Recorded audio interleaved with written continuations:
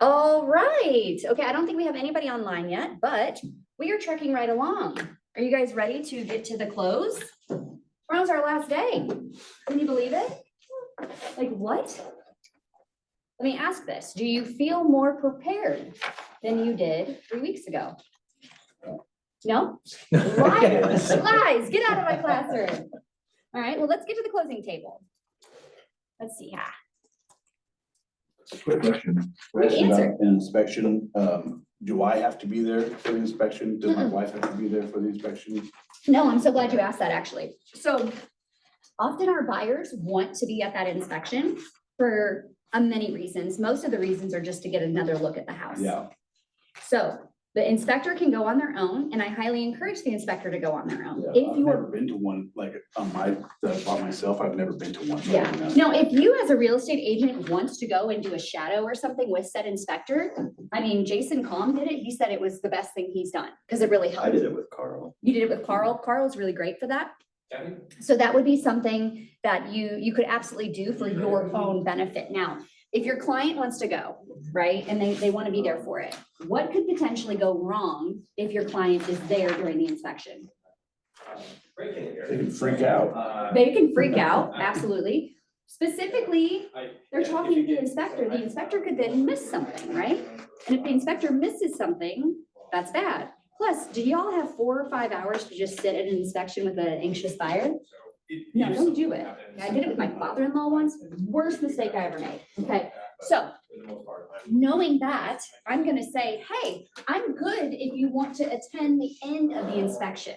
I don't like to go to the inspection because I don't want to distract the inspector because he's got a job and details are very important in this job, right? So if you want to go to the end of the inspection, we can just meet him. He'll give us a quick synopsis, you know, and put anything to rest.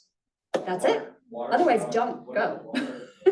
But I would, as the agent, if you don't go and the inspector is part of your team, you know, somebody that you like or whatever, call him. Hey, how'd it look? I know I'll wait for the report, but just, you know, curious. Okay. Answer the question? Yeah. Okay. All right. So as you know, we're at Get to the Close. So today we're going to talk about timelines, best practice, and risk avoidance. We're going to talk about reviews and referrals and post-close follow-up. So I always say we shouldn't go too long, but I've still been pushing it all the way up to the end. Okay. So, Eric, will you read me this quote? Real estate transactions aren't particularly trouble-free. It's a strenuous and trying time that requires all the attention and effort you can command. What does that make you feel? Onward. Use onward. Right, okay, so sure, leverage off the pieces that can help it be less problematic for yourself. Yeah? She's been doing a lot of work. A lot. That's one less thing so that you can actually, when you hire off a TC, it's not that Ray isn't gonna, not Ray. Oh, Ray's on Ron, sorry. Ron, it's not that Ron can't do it or doesn't want to learn it. It's just the fact that it's detail oriented and it's just there to keep us on track and make sure we're compliant, make sure everything works. But how are you supposed to be in all of that and communicating with this person and lead generating for your next business and, right? So when you can leverage something off, especially for a nominal fee, I mean, you're in coaching, you get your first 2 free, 100% use them, right? Nothing's going to be easy breezy. I think for me, when I read this, it's going to require attention and effort. That's the biggest play here is the effort. When you have no effort, I can tell. Right? When you're not even trying to figure out a solution, that's lack of effort, right? It's not that you're just so inundated and so lost. You need to have the effort, okay? And there's nothing that's going to be simple. And I promise you, if a transaction's going super smooth, something's about to happen, okay? Just look for it. And if you make it through and you've got zero dilemma, zero issue, all of that stuff, then honestly, your next one's not going to be that easy. You got off lucky, right? There is a wash. Sometimes you're going to have an easy one and sometimes you're going to have a hard one. And sometimes it's going to make you question what you're even doing in real estate. Okay, let's talk timelines. Who's bought or sold a home? 1, 2, 3. Okay. You're fine. Come on, Jackson. Okay. I'm behind. After you signed the contract, what was the next thing you had to do when you bought a home? Wait, okay. Task wise, what else did you have to do? They're saying that the roof pitch is not adequate for the. Disclosures. You had to look at them? Are you talking about when we're buying? Yeah, you're the buyer. Oh, You're the okay. buyer. Tell me what your experience was like. What was your to-do list when you were the buyer? You go look houses. You're under contract already. Oh, It is. Okay, so you're the buyer, you were under contract, you signed it, now what? Wait is right, a lot of waiting, right? What's next? You said looking at the disclosures, well, hopefully we did that ahead of writing the offer, right? But what else should you be doing? Inspections. Inspections, and your realtor should probably have done some of that heavy lifting for you, right? Yeah. But then what do you do after the inspections? Gotta get your insurance on the Yep, property. gotta get the insurance. What else? A little more waiting. Yeah. Maybe a little more negotiating. Maybe looking at that inspection and figuring out what the deal breakers are. Maybe reviewing bids, I get it. talking to your lender, making sure all your paperwork's done, right? But what of these activities can the real estate agent alleviate from the client? Right? That's what I want you to start thinking about. And I think the point I'm trying to hit home is it's all based on communication. If you had a bad experience, there was probably a lack of communication, right? Yeah. I'd assume. Has anybody had a bad experience in a real estate transaction? Because, you know, Well, good. Usually I got 1 or 2 of y'all in here, but that's something to think about, right? Is if you've had a good experience, don't you want your people to have a good experience? So what were some of those things that made it a good experience? Let's stop there for a second. communication. Tell me more about communication. So when, in my case, when the inspection came back, she explained us what were like some major things that we should take a look at it and we could like negotiate with the seller. And then what were other things that were not as big as a deal. And then we could fix it. So it was more like knowledge. Yeah, okay, so the Informing. communication gave you the knowledge, which gave you confidence. Okay, great. What else? very correct. Mine negotiated for me between me and the builder. And to make the deal work, she was able to get us a couple of concessions with the builder that put it over, that made us say, okay, yeah, we're gonna do that. So, but did they have to communicate that message to you? Yeah, she was in constant Like, communication hey, with us. I'm doing this. Remember when I said no news isn't good news in real estate? Yeah. Right, so that communication was her showing you, hey, this is what I'm doing for your benefit, and then this is what the end game is gonna look like. Great, I love that. I think a lot of it was just the paperwork, where Okay. they would send me and my wife a text or something, hey, this is coming. Or an email or something and be like, hey, this is, watch out for this, you need to review this and then send it back, blah, blah, blah. They Which would- sounds so simple, doesn't it? Right. Wouldn't you message somebody before you sent something? You'd be shocked how many people just fire off stuff. Right? And if you have a TC, that can happen, right? But staying on top of it, that communication prepared you for what's gonna happen next so that there weren't any questions that popped up on what's this, what do they need now? It also probably ensured that you got your paperwork back in a timely fashion. Not everybody looks at their email constantly, but they look at their text constantly, so you can text ahead of time and say, this is coming, you'll need to look at your email. And that way they don't miss it and miss something anytime. Yeah, I mean, I don't know about y'all, but my email, by the time I get out of here, I'll have 15 new emails and 10 text messages. Right? So not everybody checks it like we do. We're attached. We're best friends. I answer my emails as if they were texts. Most consumers aren't Most going people to. don't. Some of them don't even, they're like, wait, I got email. Oh, let me get in here, right? Because You answer most my of it's like email with spam. a text. Yeah, there you go. I saw you email me. I do that too. Okay, makes sense. Sometimes we send correspondence via email when it's important, but we have to remember email isn't people's top priority, right? I like to send it via email when it's not crucial time sensitive, right? So, Or when there's a lot of information, but guess what? I'm probably gonna text you and say, hey, I sent you a pretty lengthy email for you to review. That's what our agent did most of the time, because she will send something and we were always working, so she will call and say, hey, I sent you an email. You have to sign it, review it, and go to DocuSign and do it. Every time she will send something, she will call us, because if Little not, touches go a really long way with people, right? So getting to the close is all communication, right? Which is part of our what? Y4C2Ts. Okay, right. So when we're talking about these deadlines,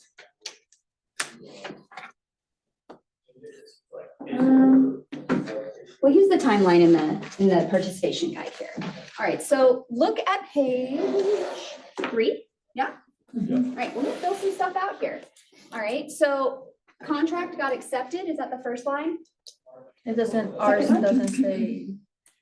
No, you're gonna write it in. Oh, okay. So that second one that says contract acceptance and closing, if we go 9/2 and 9/13 and 10/2, what is 9/2 to 9/13? How many days is that? That's 11 days? Is it? Yeah, Well, there's a. 2, 3, 4, 5, Start 6, days. 7, 8, 9, 10, 11, 12, 13. It's 12 days. 12 days.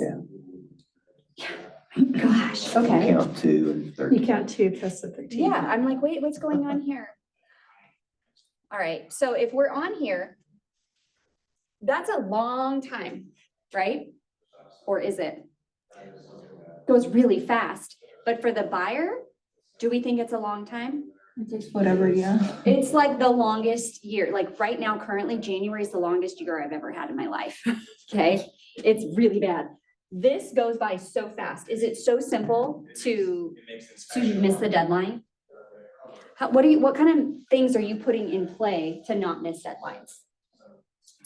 Well, my friend TC. back here hired a TC to not miss a deadline. Well, what if Camila's not using a TC? How is she gonna ensure that she doesn't miss these deadlines? Reminders in your calendar. Put them in her calendar and be mindful of what the deadlines are, right? So this inspection period ending, what has happened from this side to this side? We went under contract. What was my responsibility as the buyer? Schedule the inspection. Inspection, what else? Get quotes for insurance, put those things in there, right? Inspection notice. Insurance quotes, what else? And not you know it and. Utilities set up? Sure, we can start working towards that too. Okay, so there's a lot of stuff that needs to happen during this time period. What's the lender done during this time period? Probably ordered the appraisal, which will come on this back end. Right? All right, so then what happens? Let's say we ended our inspection period and we're in agreement. We're good to go. Now what are we doing from the 13th to the 2nd? Yes, we are packing, but we're the buyer on this one. So what are we doing? Buyer agent, what are we doing during this time period? Probably setting up your appointment with title. Title already has, right? Because don't forget to put that over here, that you set title, that you sent it to the lender, right? And in this period, we're probably working with that title company, making sure that we have a date and time that works for everybody. If it's closed by mail, we need to know that on the front side because they're gonna have to mail it out. So it needs to be 3, 5, 6, 7 days before, and it needs to be able to get mailed back in, right? What else do we do during this period? Negotiate repairs That's over here. after the inspection. Inspection period ends. Um, Yep, so we've negotiated and come up with an inspection notice in here. Yeah, make sure that's written in there. This period of time can be a hurry up and wait. We're waiting on the appraisal and we may not have to negotiate an appraisal in this section. We're reminding them to get their utilities set for sure, right? We're reminding them of their closing date and if they had a home to sell, that they have to be out of that home, right? So there's tons of communication that's pushed on this side, right? Like think about all the just the natural communication that's happening And then what, it's like radio silence through here from us. And make sure that they're really are ready to bring that $10,000 to the closing table. Yeah, review their down payment and their closing cost, have conversations with the lender, right? So this was working the business, right? So what happens, and this is off script, so this is just me talking right now, but what happens is we do so much before we go under contract with them. So much, right? I'm calling you once a quarter to just say I love you. I am doing everything in my power just to get you to transact with me, right? And then I transact and I handle my business and I'm keeping you in the loop of what's going on because it's all fun and exciting. And now boom, we're done and we're agreed to, and you're not going to hear from me until closing. I hope not. I don't remember if we handed the earnest money before inspection or after. Yeah, you have 5 days according to the contract. Now, remember this, and I said this before, if you have earnest money in a deal, let's say Susan goes under contract. She's gonna give Eric $5,000 in earnest money, okay? And it was a good offer, but then Jackson comes in and he's like, man, Eric, I really want this house. Susan hasn't deposited her earnest money yet. It's Saturday. She can't deposit it until Monday. He can turn her contract down, rescind his acceptance, and go with that offer. So earnest money, get it in quick. Now, I've never seen that happen, but it can legally happen, right? So it have to be prior to the inspection or between. Yeah, it's usually 5 days, 5 days. And if you don't turn your earnest money in, your contract can be voided So 5 days after the contract is signed? within the first 5 days. Right, Mhm. okay, Yeah, from acceptance. okay. You got a question? Let's hear it. No, I don't. Yes, you do. I was just gonna say, just checking with them from that 9:13 to 10:2. How are you doing with moving? Is there anything that I can help you with? Mhm. Of course, she's my niece, but she came over and helped me pack and took me to lunch. And it was very nice. They don't remember all the work that you did in this front side, right? And how much you communicated and all of that. It's important. And it makes sense to communicate, right? Like, oh, hey, gotta get the inspector in. Oh, hey, it's forced communication, right? Here, this is all being proactive.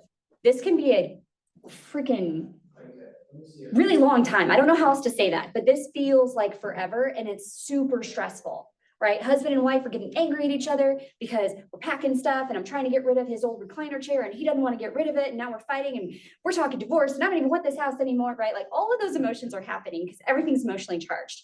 So you get to come in and just be this like nice voice of reason. Hey, I know things are stressful. This is the surprise and delight box. This is where you can come in and bring them a new plant, you know, or something. It doesn't have to be expensive, but just show appreciation. If you have a trailer and they need to take something somewhere, you can show up and say, hey, I can take that for you. Yeah. Like, I sold a lot of my furniture to Avant-Garde, or through Avant-Garde, but they charge a lot to pick it up. You know, there's a big delivery, pickup and delivery fee. So if you had a trailer and you could take it to their warehouse, then it doesn't cost anything. So that would be something that would be really, really nice. I didn't have anybody to do that for me, although Sarah and Nathan did. When I sold my daughter's house, they came over and helped with the leave. They took bags and bags and bags of leaves on their trailer and took them out to the place Yeah. because I needed to get that cleaned up. So Right? Okay, so let's think about this. So this is something I did for the seller of the house that I was buying. So I was the buyer agent and I was the client. And so the seller had given us a little pre-possession to get some work done in the basement. And they knew we were trying to sell a home and all this stuff. And so, and they'd already had a house, but they were in like cleanup mode, right? And I saw that they were trying to like, I don't even know what he was trying to do with this dining room table set. And he's like, do you want it? You know? And I was like, no, but I'll pick it up for you with our trailer and I'll bring it to Goodwill or Red Racks or whatever, and just helped them, right? If it's your seller and you have that bandwidth to be able to just jump in and say, hey, is there anything like I can do? Do you want me to like drop some leaves off at the recycle center? Or is there some furniture you want to get rid of? Is there anything I can do to help? Sometimes just that ask alone just makes everything feel better. and that doesn't really cost very much. I mean, it costs your gas and your time, but it's just such a goodwill thing because people are so stressed out during that time and they may not have a trailer. They're gonna have to go rent a U-Haul truck to carry all those leaves out to the place, so it's just. And when I say U-Haul truck, pickup truck, which I have done before. Yeah. because I don't have a pickup. No, it makes sense. And we're gonna go back into some of these post-close and these touches, but this is what I want to start this conversation with. Getting to the close doesn't mean we're under contract, peace, I'll see you at closing. No, you gotta love on them even harder when they're under contract, right? They're gonna have that buyer's remorse where all of a sudden the finances start to click and they're like, whoa, I can't do my Starbucks anymore. Like, right? And they always think like, oh, I'm not gonna be able to afford this, but we're gonna be able to afford it, right? Like the lifestyle kind of changes sometimes. Everybody kind of experienced that, right? Make sense? Okay, so let's talk about who is involved with the transaction. You guys, we'll just get together as the group, all right? Let's brainstorm and write down all the people that might be involved in the real estate transaction. This is gonna be on page. Yeah, I don't know why there's these timelines. Five? Sorry.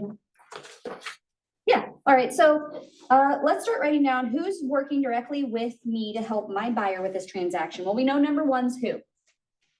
Lender? Okay, who else? Inspector? Who else? Appraiser? Title company?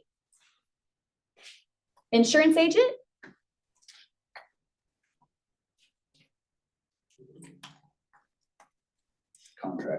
Contractors, okay, you hired Ray. Maybe a moving company. A moving company, okay. Be careful setting that stuff up for people, right?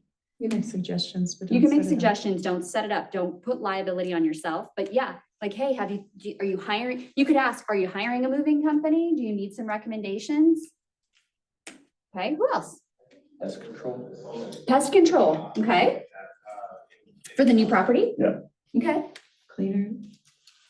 a house cleaner, okay. I've done that before where I've had the house professionally cleaned on both well, when I sell mine, I always have it professionally cleaned before I leave. I had that done for me once when I moved into a house and it was the best thing ever. And I was like, oh, this is fantastic. I'm gonna do this, right? So I do that as part of my closing checklist. What else? Anybody? Inspection coordinator. TC, sure. Utility companies. Utility companies. Yeah, because they're gonna have to set up internet and water, sewer, trash, all of that. And guess what? They forget, the buyer forgets. So make sure you put water, sewer, trash, internet. Mail, it's a really huge thing. Thank you, there it is. Get the mail forwarded, right? So these are people that are helping with the transaction. Ideally, we went a little bit outside, but I think that's good. All right, let's move over to the seller. Who's helping the seller? Title company. Title company, A lot of the same people. yeah. Probably, we're not talking, because they're not a buyer. Let's just say they're selling and they're done. Not a lender, not a insurance Inspector. agent, Crazy. appraiser, yeah. Inspector. Inspector, yeah, they're gonna be involved in that. Handymans, Contractor. contractors, yes. A lot of the same kind of people, right? So do we see why it's so important that we have connections for all of those people, and you gotta have at least 3 deep? If they are moving, a house cleaner, right? That's a great last touch. Oh gosh, what am I thinking? A moving company, moving boxes, right? Which, side note, that was one of the coolest things I ever saw for somebody to actually spend money on print stuff, was to have their logo put on moving boxes. And when they would go under contract, they'd give them like a little kit of, here's a little moving box kit, and it had their stuff on it. It's a spend, but it's a cool spend. Right, okay. Cleaner is a nice touch. This last house we moved into, I don't know if it was swept, it was, ugh. And it took a long time to clean it before we could actually move our stuff in. It was gross. What's the going rate for, just say, a 1,200 square foot, 1,500 square foot home for a house cleaner to come in? Does anybody know? $300 to $400. $300 to $400, right? And maybe, I mean, I've had somebody that was like 150. She was great. But let's just call it 200 to 250, right? That's a transaction fee. If your seller's not willing to keep it clean, like on the way out, it like look good and be clean, hire it yourself as a little like, hey, this, get a house cleaner that is one of your vendor partners that would offer a discount for their next cleaning and have them leave the card. And that's like a little thank you to the seller. Right? Because we know that real estate agents are bad at follow-up, right? Wouldn't that be a nice last touch as the buyer, as the listing agent to the new buyer? And then do you think they're gonna remember that? I would have remembered it. 100% they're gonna remember that, right? The only problem with that is that if you're closing in the morning and closing in the other one in the afternoon, you can't get into the new house, so and your moving company charges you by the hour. You're not gonna load it up the night before, you're gonna load it up that morning while you're closing. Mhm. And getting it clean in time for the closing would be kind of a trick. Yeah, sometimes the timeline doesn't work, right? But could you not set that up for once they, hey, here's a coupon for a cleaning on me, you know, as an offer, and maybe they don't even use it. I don't know. It's just a thought. It won't work every time, but sometimes it will work. Right? Let me see if there's any, They lied. It's not it's inspectors that kill deals. It's not appraisers. it's dads with New Balances and flashlights, okay? That's who kills deals. All right, so thinking through here, there's a lot of to-dos, right? We kind of wrote some of them down. But like, let's actually look. That's not on here. What's the first thing your buyer needs to do? We kind of went over that, right? Ray wasn't here, so let's tell him, what's the first thing your buyer needs to do after you go under contract? Earnest money, Get the earnest inspection. money in, order the inspection, and shop for insurance, right? Those are probably the biggest things. What do the buyers need to know?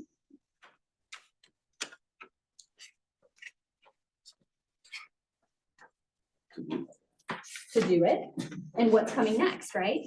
Okay. What do you need to know and do? Well, we talked about it during that timeline, right? Give me a couple. You guys wrote them down on your timeline. You just set up the inspection. Yeah. You too. How come Well, the we don't have appraisal- that one, but we do have the seller ones. What? We don't have the buyer. We have a list of seller list. things. Oh, well, yeah, just go to the list we created on this timeline. Remember? I don't know why they have certain things. All right, so we know those things. How about this one? In this timeline, I'm gonna skip back just a second. Where's the most vulnerable period in this? This first part? This is the most vulnerable period? Well, if they don't get the earnest money in and. You gotta get the earnest, remember when I said it's forced communication? Because it's super vulnerable, right? So what can we do to bulletproof this part of the transaction? Give them a list. Give them a list. And we've just kind of curated that list, right? Yeah, we're building it. Okay, we just kind of curated that list. What else could you do? Whoops, so sorry. What else could you do to bulletproof it? Give them a list. What if they're not checklist kind of people? I mean, you could always go over everything before you submit the contract or whatever hey, we're gonna do this, but this is what's coming up next and. Yeah, here's what to look for next, daily reminder email, right? But you'd have to let them know to look for that, right? Hey, I'm sending you these reminders daily. I've told you once on a big scale, and then I'm gonna chunk down the pieces and feed them to you as you need to know. Does that sound like a lot of extra work? But if it proofs your transaction to make sure it sticks, is it not worth it? And I would venture to say that this is where people drop the ball. Dear, good night. This is where people are dropping the ball in their communication, right? But there's a lot of this is what needs to happen next, because we kind of went through that list, didn't we? There was a lot of extra things that they're not thinking about. And we're not thinking about it because all we're thinking about is the force stuff, right? You see where I'm going? Bulletproofing the transaction is what's gonna get you from start to finish. And I will tell you that it's typically communication. Okay? All right, so let's look at this fire timeline. So we talked about contract, inspection period, closing. So this is back to page 1. 9.2, inspector list to buyer. Get them earnest money. So BA is buyer agent, buyer is buyer. So you gotta get the inspection list to the buyer. Inform the listing agent of the inspection schedule. So these are the things I want you to add that we didn't add before. Inspections for the buyer agent, the listing agent, and the inspector. Send the response. Appraisal due, appraisal to the lender. Final walkthrough for the buyer agent and listing agent, 10-2, right? So there's a lot of little points along the way. Now, inspection notice, that's gotta be here before 9/13. Because if that inspection period is truly ending, that's where that is. If this is where your time frame ends, we know another 10 days lands in here, right?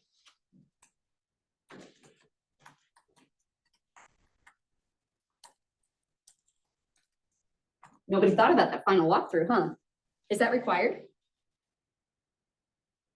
Is it required? The final walkthrough form must be signed for you to get paid. So final walkthrough, if they don't want to do a final walkthrough, that's totally fine. You have to sign off saying that they didn't want to do a final walkthrough and they're okay with it. Any questions on that? What would they not want to do? I guess if they're out of state or whatever. Out of state, or maybe there's been a lot of back and forth and they've been in the property a couple times or something and they're just like, yeah, it's good, or it was vacant. I think it's still important, right? Final walkthrough, if you're not getting a re-inspection, then you need to go back and make sure that things are done. Right? Re-inspections cost money. Has anybody had that? So I bought a house, had it inspected. When they said the repairs were done, I sent my inspector back out there to look at the repairs and make sure they were done. And guess what? Some of them weren't done properly.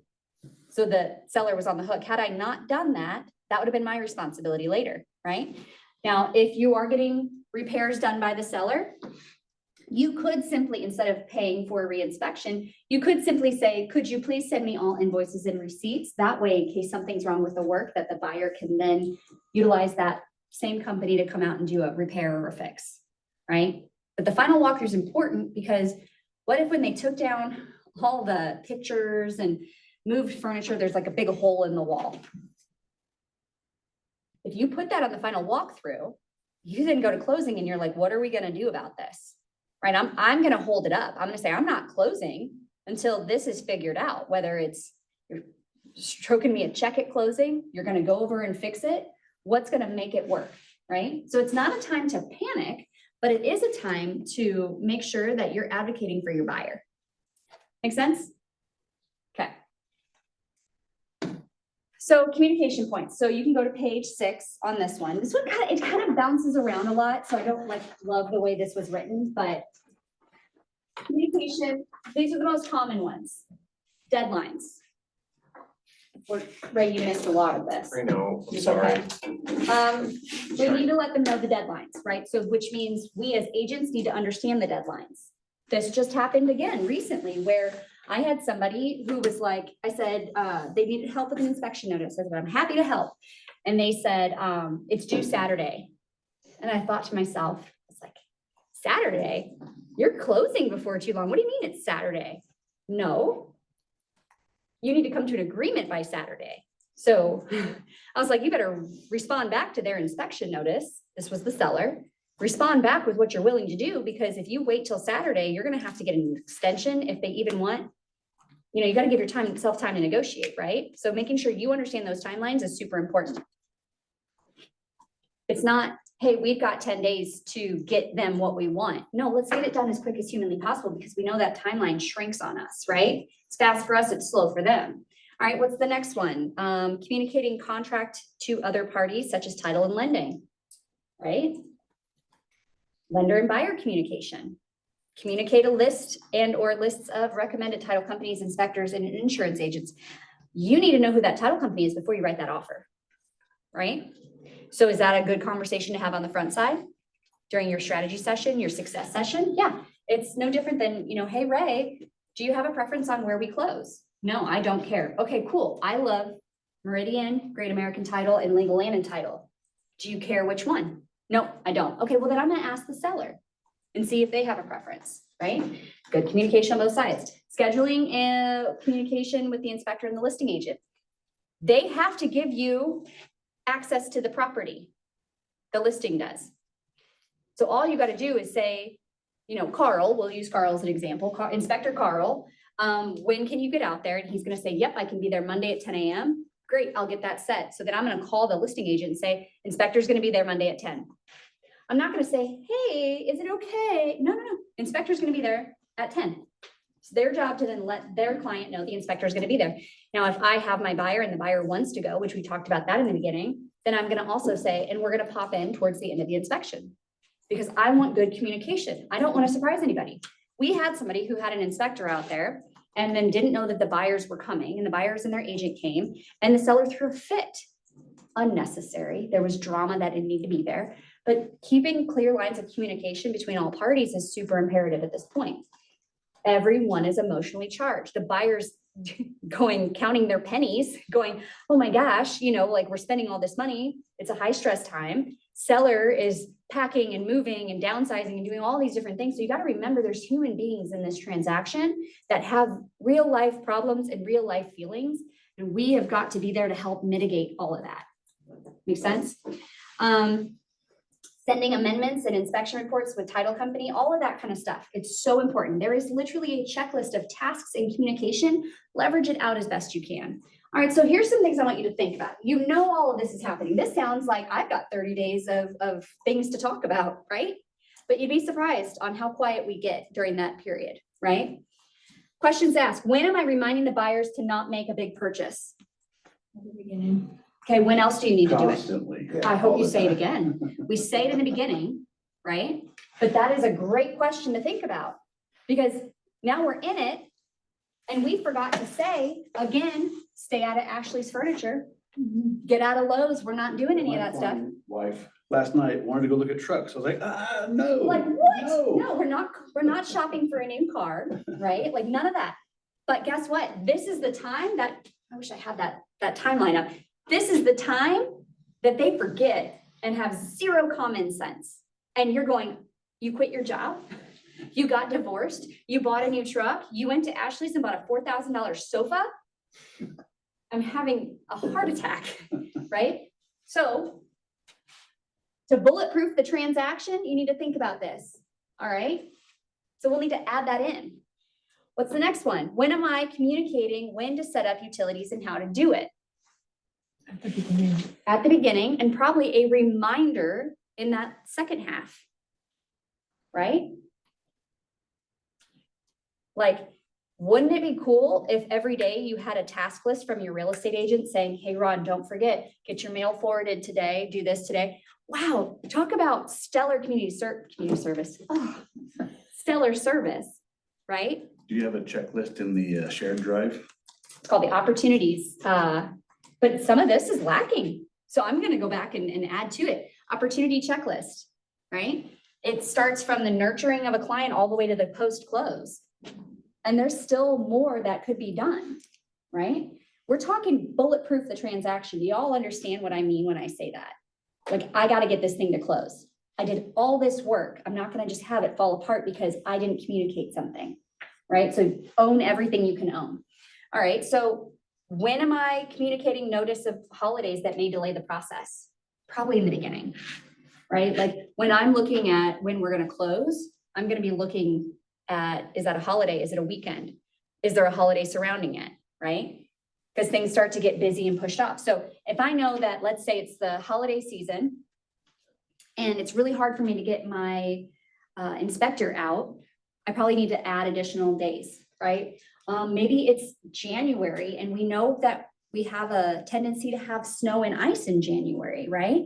So we should probably think about that if we have any delays.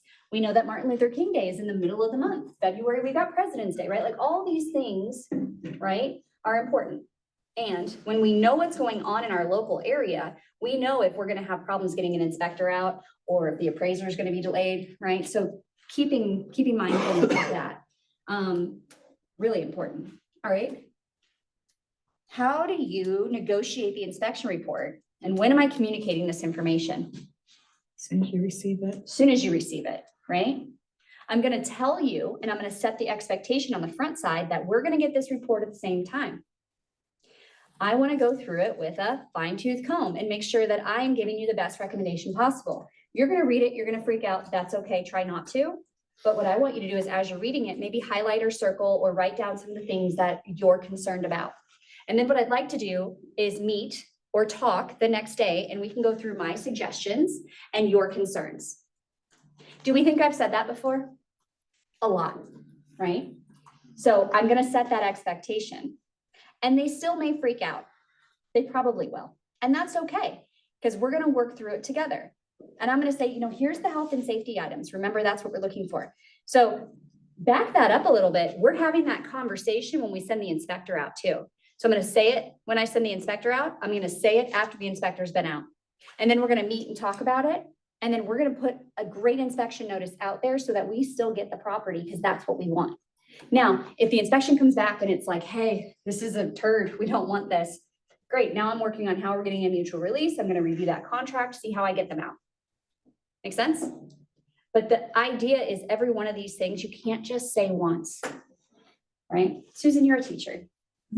How many times do you think somebody has to hear something before it sinks in?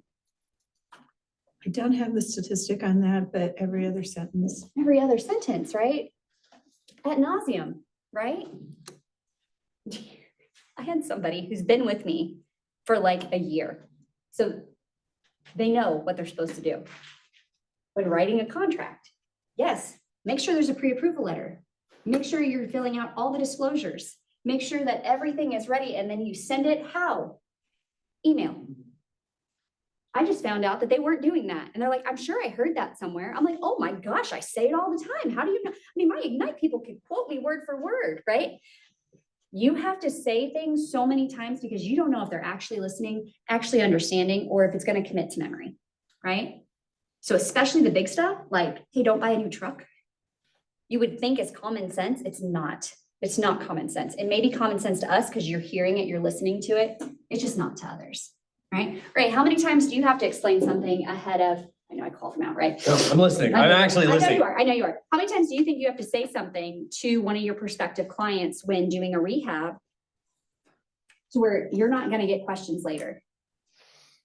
Oh, wait, you can't say it enough because you're still going to get questions later, right? Yeah. Yeah. Yeah. You see the point?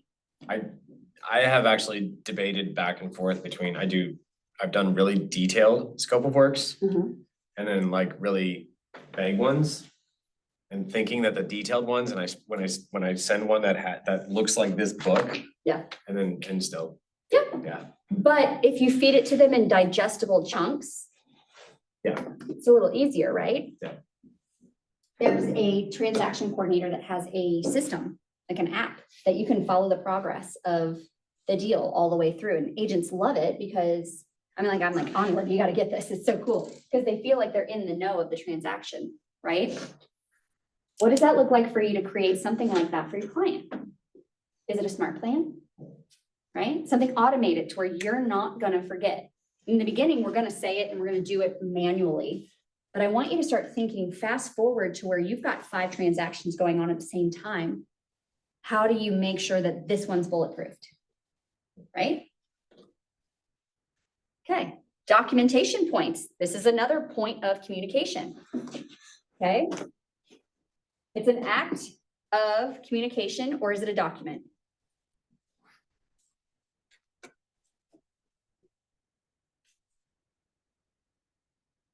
I think that when you have to send a document, you do exactly what Eric said and you let them know. So it is a point of communication and a document, right? What about this next one? To whom and from whom is the document going? Well, if you've got a transaction coordinator, it's going from them and it's going to your client or it's going to the other side. So you've got to insert yourself and stay in the know of what's going on. Communication. Sounds like a smart plan. What's the best pathway for communicating or sending the documents to the responsible party? Some of it's a call and an email and a text and a smoke signal. It just depends, right? What about this? Do you guys think that there should be follow-up calls with an email detailing the information? Sometimes it's necessary. Sometimes it's just, I hope they understand, right? If it's something simple, not gonna cost a lot of money type thing, not a deal breaker type thing, something just simple like, hey, I'm sending you over a document. Let me know if you have questions. That's enough. It could be a text, but sometimes it's gotta be a phone call. Hey, Susan, I got the inspection notice back and they're agreeing to most things, but we gotta talk about this first before we just go ahead and sign it. I'm gonna send it to you so you can review it. That's a phone call before I send it, right? I know I feel like I'm beating a dead horse here. The horse that couldn't horse anymore, that's the horse. Of course. But it's just so that you hear it and you absorb it and you actually do it. All right? What kind of questions do you guys have? What are you thinking? I know we're not in an aha point here, but what are you thinking so far about this? There's 1,000,001 reasons to communicate with your client. So why in the world are we not? That's my question. Because I showed you where it's dead, right? Forced communication and then it's dead. Is there not more than enough information, big, important information that we should be communicating through? And is every ounce of communication going directly to the closing table, right? Like, are we getting it from here to here? We're not babysitting the transaction. We're not following up the paperwork so much, but we're just communicating the message to the client, right? Now, some deals will be really simple. And there's lack of communication because there's just nothing to communicate. So that's when a good no update comes into play. Which, if you're lucky enough to have that, fantastic. But daily communication is important, right? And could I not ask Eric on the front side of that? Hey, Eric, I know you're a seasoned buyer and you've done this 5 times. I am very communicative. I want to make sure that you're in the know and you know everything I know as soon as it needs to be known. Okay. Do you want me to communicate with you daily on this, or is just a weekly recap okay for you? He's going to tell me exactly, right? But nobody gets mad for over communication. I can't stress that enough. All right, so if we go back to this buyer timeline here. Wait, there's nothing in there. What? My slides are messed up. I'm sorry. All right. Oh, that's right. We're moving on to the seller. Gosh, guys, I'm so sorry. Hold on, let me just regroup. On page 6 was a lot of what we just talked about. Does this not feel like it's all messed up? Yes, that's what I was telling you, that on page 7, we have like questions to consider for sellers, but Yeah, we don't there's have any nothing for the buyers. That's so strange. Okay, interesting enough. All right. All right, well, we're moving over to the seller. Excuse me. Ray, will you go ahead and read this for me? A seller transaction involves more than just you and the seller. There may be, there are many people you are responsible for bringing into the transaction. It is your responsibility to set high standards and keep them in the conversational loop. Okay, so we kind of did this already, right? We did the seller section. Now that we keep talking, is there anybody else that we didn't include in that list that we should include? Go ahead, flip back, revisit that list. See if there's anything in there.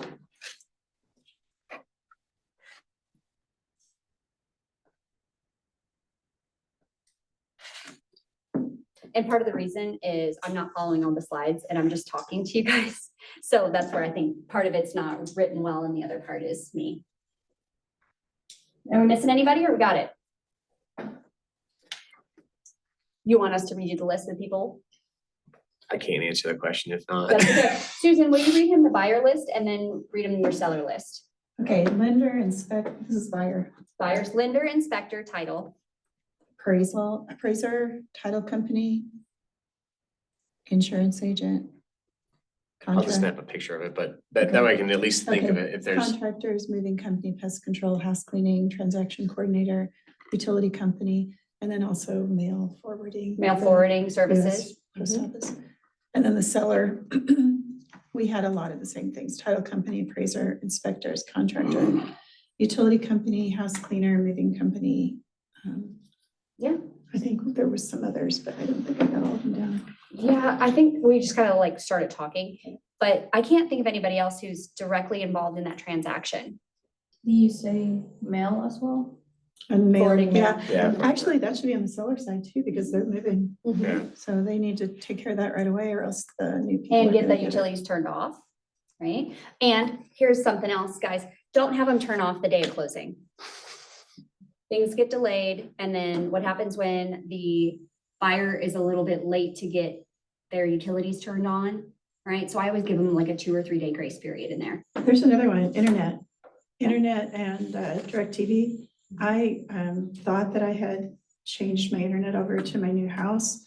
And a month after the people moved into my old house, they called me and said, we can't get internet because it's still in your Still name. under your name. Internet I can had be. thought I had taken care of that and it just wasn't done yet. Oh, I got one.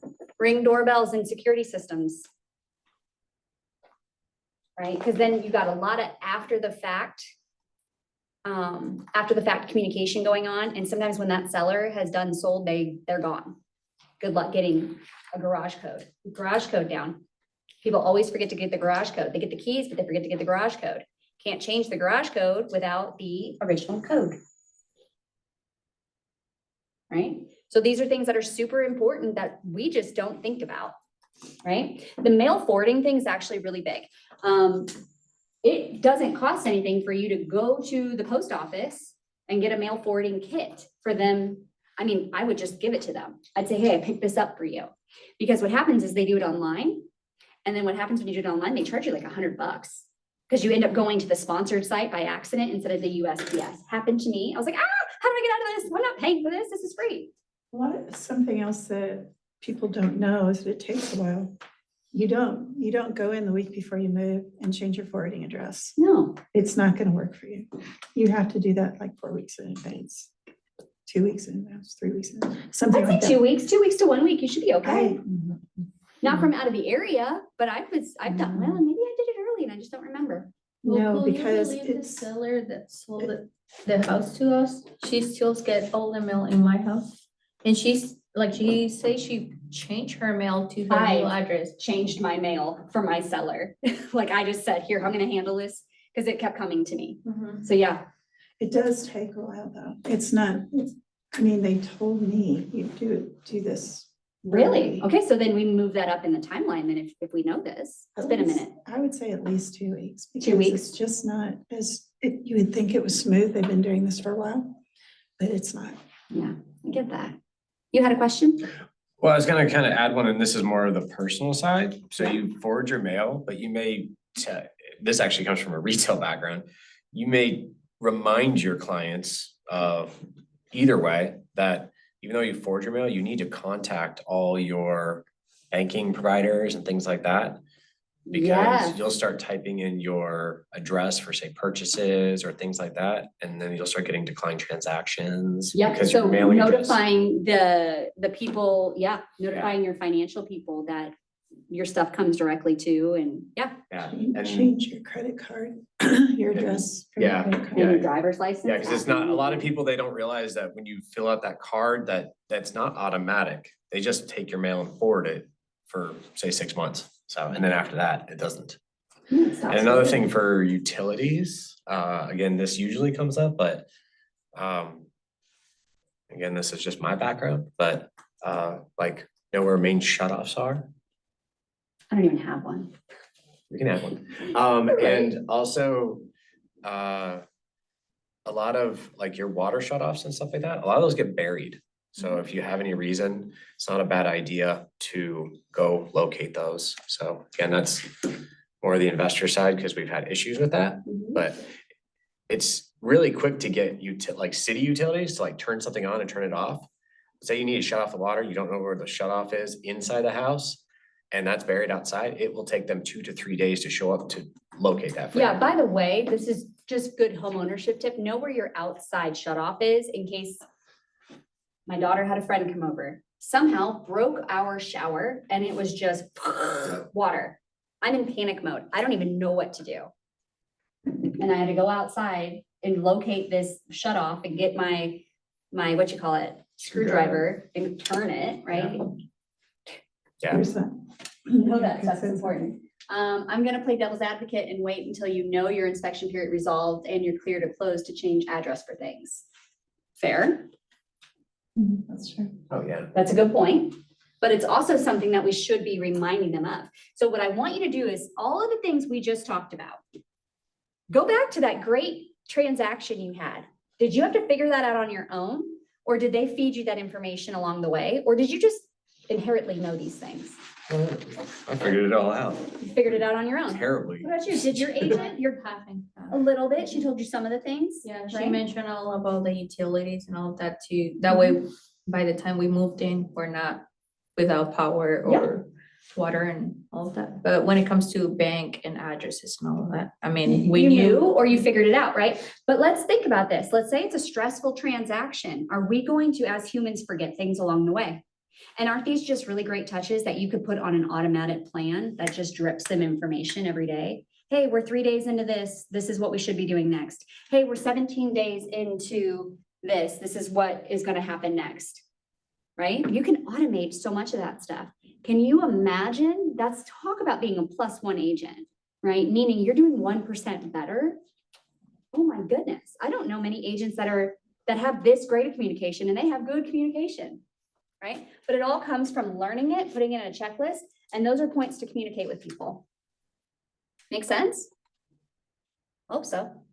All right, so we did this with the buyer. It's very repetitive. What is the first thing my seller needs?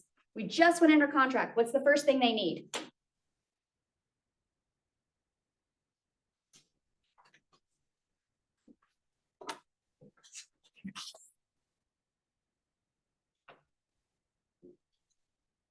You need to know when it's gonna close. They need to know the closing date. And I always say the proposed closing date because things do move around. All right, what's the first thing my seller needs to do?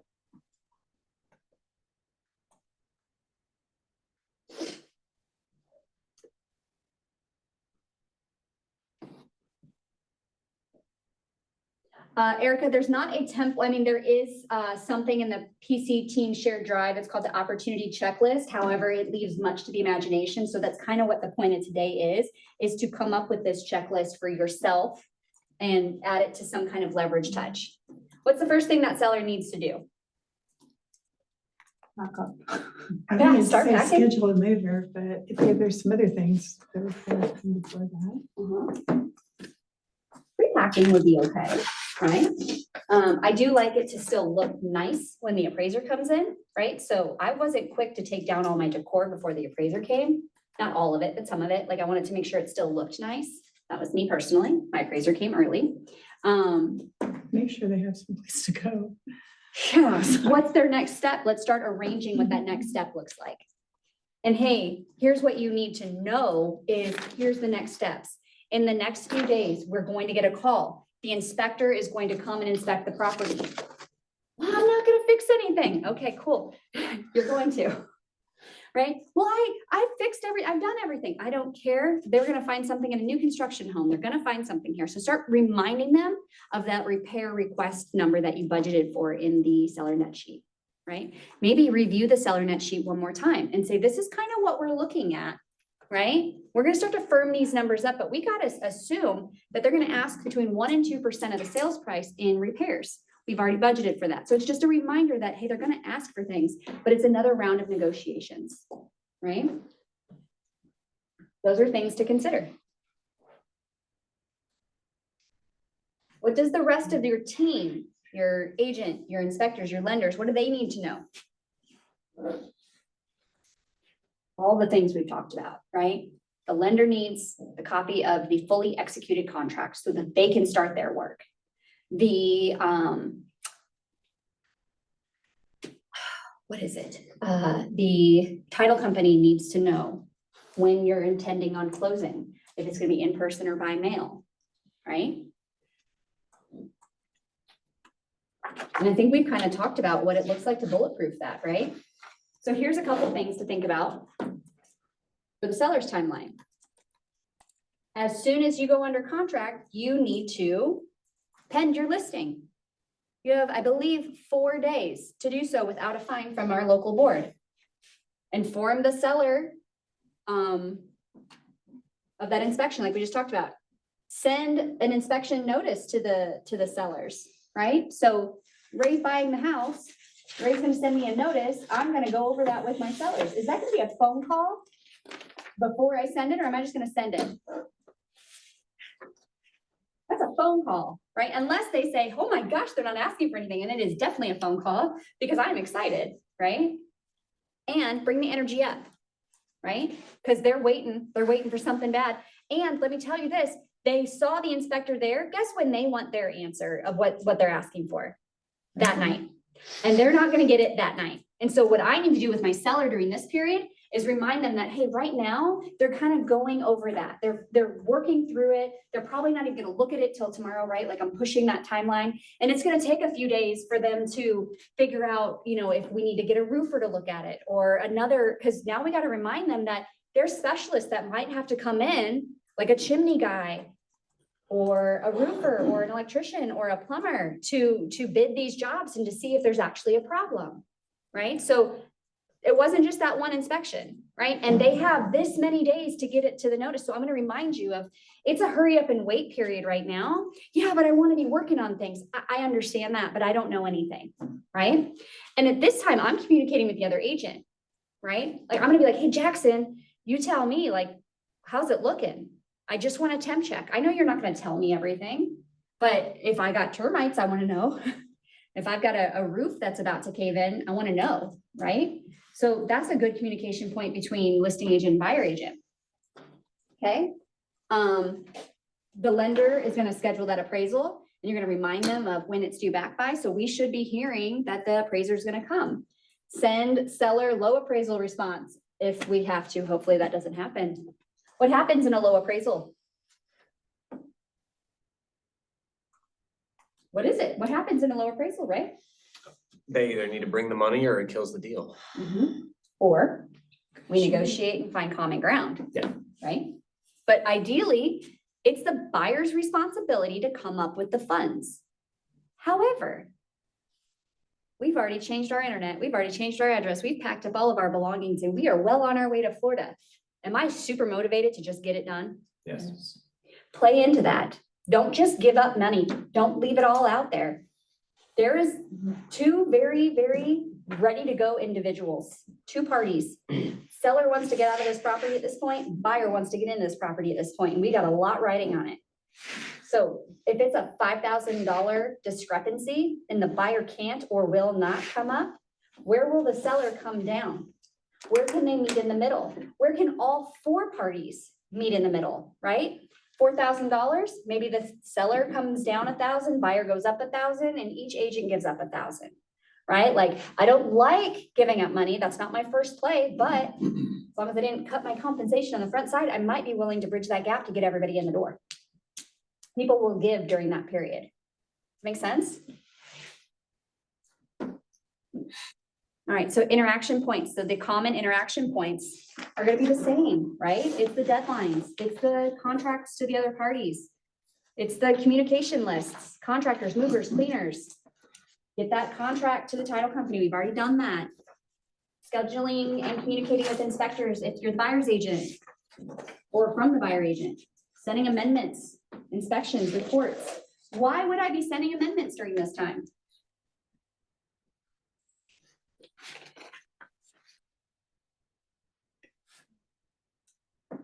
Maybe I need additional days for if I'm the buyer and I need additional days because something happened and I need more time for these repair people to come out. Maybe I'm setting an amendment for that. After the inspection, maybe we have changed the sales price, right? Maybe I'm gonna say, hey, I want the seller to pay for these things, so I'm gonna offer them, there's about $5,000 worth of work, I'm gonna offer them $5,000, so now we're gonna increase that sales price by $5,000, that's an amendment. Right, in lieu of repairs, we're gonna increase the sales price, and then the seller is just gonna pay for it. Right, this is also where we get creative during the negotiation periods. Ray didn't like my example. See it in his face. No, I just don't like inspectors right now when they don't know what they're talking about. Well, okay. I know. So we have to remember their scope. It's very generalized, right? A thorn in my side is when I have a fireplace with a blower. Does anybody have a fireplace with a blower? Do you understand when it kicks on that it has to be at a what? Certain heat. That's when a blower kicks on. You can't just flip the switch. You can't just, it's not working. An inspector will almost always say, blower's not working. And then you have to go, here's the deal, you have to get it to a certain heat before the blower starts working, right? So then you hire this chimney guy and he costs you $100 to come out to just have a picture saying, hey, it works, right? So as the seller, you might want to jot that one down. If you've got a fireplace with a blower. As a seller, if you can just get a video of it working, you can just send that and that'll suffice, right? Inspector's scope is only so much. Inspectors are really quick sometimes to call out a roof and say, needs a new roof. And it actually doesn't. Or it says, I think there's storm damage. There's presence of hail damage. Maybe, maybe not. That's not your job to say it. It's just your job to say, you need to send a professional out here and have it inspected, right? And remember, friends, I'm going to say this again. When you have a roofer go out for a bid, ask them to inspect it and bid for potential repairs and for what a new roof would be. Have them do the whole kit and caboodle all at the same time. Otherwise, what's going to happen is they're going to go out there and you're going to wonder, do I need a new roof or not? And they're going to, here's a $15,000 roof bid. Whoa, does it need it? Well, I don't know. I didn't inspect it. You just asked me for a bid. Be clear with your vendors of what you're asking for. Why do you think I know that? Because I had that happen. Yes. Can I add something just to, from personal experience a few times? Yes, please. This is So- where this is the time for that. So permits and city inspections and things like that, a lot of people complain about, but they're in there for a reason in building codes. Understand that in the state of Missouri, there is no requirements to be a home inspector. So I'll give you an example, which is a real life example, which I am so happy that I have an agent that I can work with on the other side and that we're communicating really well. But the house that I am selling has a low slope roof. And the inspector won't flat out tell them. They did it in this really, I haven't seen the inspection yet, so, but I'm excited to see it. They told him in a sort of way, even though it's a brand new roof and it passed all inspections and we followed all the guidelines and we followed all the manufacturer recommendations for it, we put a shingle roof on top of it. He's like, oh, well, you know, it's probably gonna fail really soon because it's a low pitch roof and they really shouldn't have put, but he's kind of beating around the bush. So he's put this cloud in their mind. So we've got 3 roofing companies going out there, 2 of theirs and mine. And I pulled up the manufacturer specs, but they've put this, now, again, I've got to really. Trouble in paradise. Get your guy up and ready. I'm listening. There's 5 other showings, by the way, before we got it pending. So yesterday.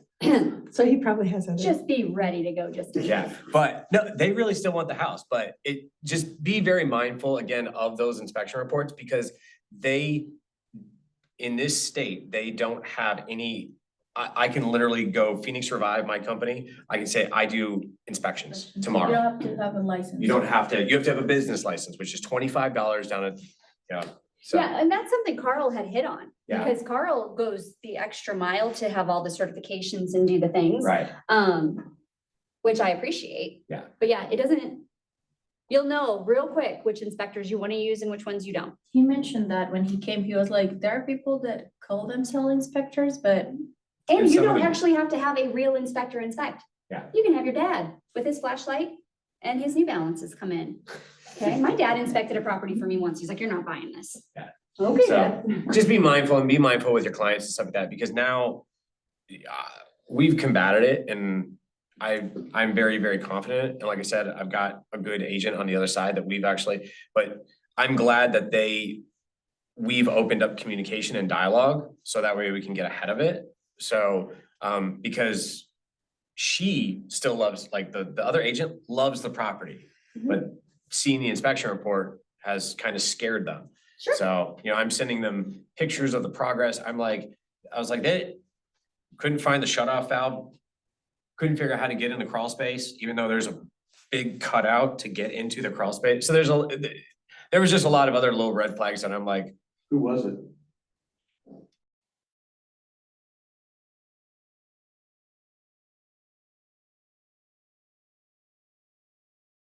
it's a big, how many inspections do they have? A lot. That's, But it could be a new guy. that's the thing, is it could be anyone, Yeah. right? But they do have a good reputation, so I'm a little bit surprised. Yeah. So, But who knows? but like I said, I also haven't seen what the report says, so we'll see more. Like I said, we've got ahead of it, but just so you know, you can have down to a 212 pitch and have it shingled, and it's like a 312 pitch roof. So what would be the alternative to the shingles or metal roof? Or Metal or We'll change the TPO, pitch. or change the pitch. Ooh, Yeah, I'm not changing the pitch, but yeah, we'd have to put metal over it. But then it would change the whole look. It would really look non-conforming. Or then you put a TPO roof on it, which is a commercial roof. So, Like that membrane, whatever. yeah. So, we looked into all those options.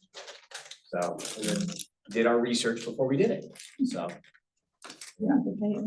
I didn't eat one through that, and it just, I'm like, I can actually like audibly 6 hear cups of my coffee stomach in. growling, and I'm like, I wonder who else can hear that, and then I was like, oh my gosh, I haven't eaten, I'm starving, that's I had a why. question, my client wife had a question. My She wants to client- know if we're allowed to go back to look at it. She wants to take some measurements, things like that. Are we allowed to go back? Are there?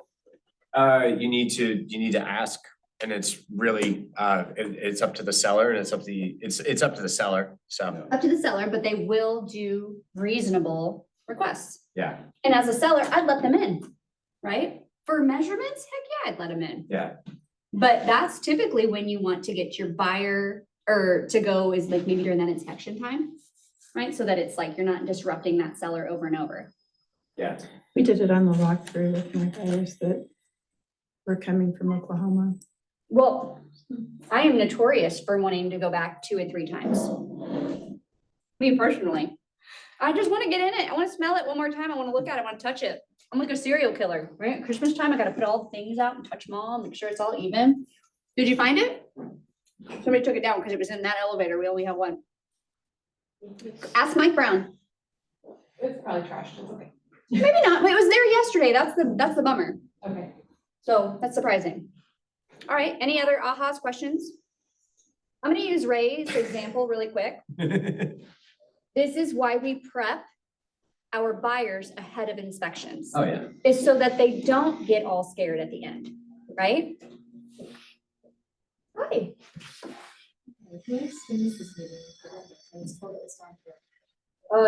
Upstairs, I'd assume, maybe room 5. Okay, we'll go look. I'm so sorry. That's okay, thank you, sorry to interrupt. You're good. All right, can we move on? Best practices and to avoid risk tolerance. All right, so this is on page 8. Can you read me those 3, Camila? Communicate clearly and often with everyone involved in that step of the transaction. Set expectations upfront, maintain your professionalism throughout. All right. Something here, if they have a transaction coordinator or an admin, CC them in on it, right? Especially if they've said, hey, please CC me in any further communication, right? If there's anything that the lender needs to be a part of, CC them, okay? Setting expectations. Make sure you're communicating all of those deadlines that we talked about, right? Maintain your professionalism throughout. Ray, Yeah. what should we remind Ray of right now? To keep professional. Because Oh, he's no. wearing 2 hats. He's the seller. Actually, he's wearing 3 hats. He's the seller, he's the rehabber, and he's the agent. Does he have a lot of emotions flying in there? What should we be reminding him of right now to stay professional? What did we say a little while ago? Don't take it personally. Don't take it personal. Don't take it personal. And he's irritated. Oh my gosh, he's like fuming. I can see the smoke coming out of his ears right now. I'm not irritated with the seller or with No, the. but with the inspector you are. A little bit, Yeah. because like I said, in my case, I appreciate it. Again, open communication, because again, if they get misinformed. I was also able to back up and explain everything else that we've done to the property, which has reassured. I'm just wishing I could find my photos of it. I don't know how they didn't find the crawl space. It was, I know, that's what I said. Susan's like, I knew where it was. Yeah. we found it right away, so.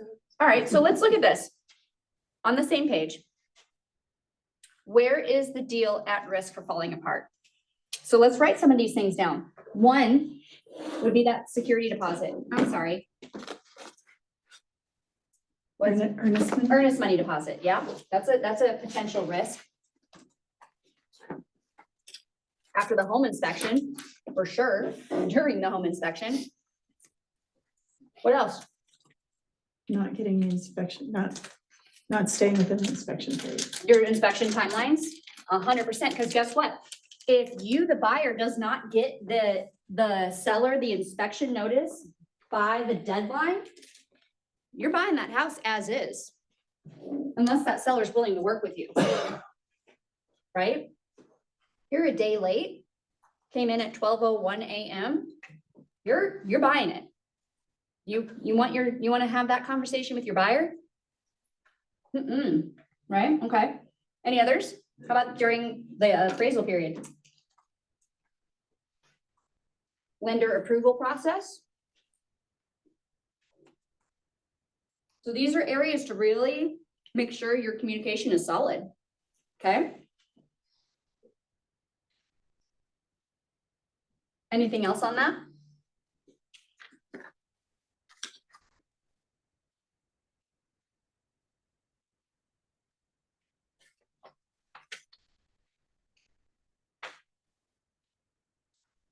Those are really the big things. Those are the big things? Okay, That Let's would go to- cause the deal to fall apart. that could cause it to fall apart, yeah. Nerves, buyer's remorse happens, seller's remorse happens.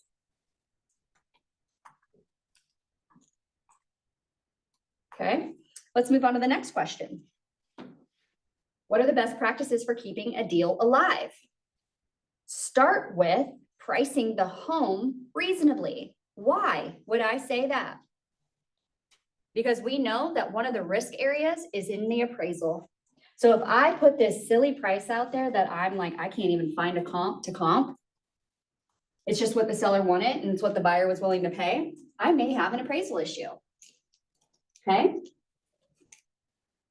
How about maintaining a good relationship with the co-op agent throughout the whole process? Especially when we're in renegotiation, because the first negotiation is the offer. Everything after is a renegotiation. Inspections, renegotiation. Amendments, extensions, renegotiation. Appraisal, renegotiation. Okay? Accurately setting expectations, good communication, and good follow-up is also another way to keep your deal alive.